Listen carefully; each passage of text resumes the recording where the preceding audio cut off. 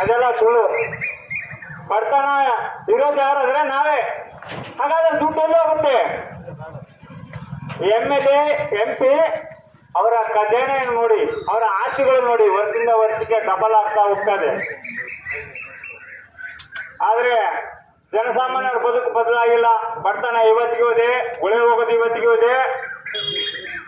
ಯಾಕೆ ಈ ರೀತಿಯಾಗಿದೆ ಅಂದ್ರೆ, ನಾವು ಆಯ್ಕೆ ಮಾಡ್ತಕ್ಕಂತ ಇವರನ್ನ ಯೋಗ್ಯರಂತ ಏನ್ ತಿಳ್ಕೊಂಡಿದೀವೋ ಅವರು ನಮ್ಮನ್ನ ಮಂಗಗಳನ್ನಾಗಿ ಮಾಡ್ತಾ ಇದ್ದಾರೆ. ಎಲ್ಲರೂ ಯೋಚನೆ ಮಾಡ್ಬೇಕು. ನಾನು ಹೇಳೋದು ಸ್ವಲ್ಪ ಕೇಳಬೇಕು. ಯಾಕೆ ಈ ಹುಡುಗಿಂಗ್ ಹೇಳ್ತಾನೆ? ನಾನು ಬಹಳ ದುಃಖದಿಂದ ಹೇಳ್ತೀನಿ ವಿಚಾರ. ಇಡೀ ನಮ್ಮ ಅಖಂಡ ಬಳ್ಳಾರಿ ಜಿಲ್ಲೆ ವಿದೇಶಕ್ಕೆ ರಫ್ತಾಗ್ತಕ್ಕಂಥ ಗಣಿ ಇದೆ. ಅದೇ ರೀತಿಯಾಗಿ ಇಲ್ಲೇ ತುಂಗಭದ್ರಾ ಜಲಾಶಯ ಇದೆ. ಆದ್ರೆ ಈ ತುಂಗಭದ್ರಾ ಜಲಾಶಯ ನೀರು ಇಲ್ಲೇ ಯಾರಿಗೂ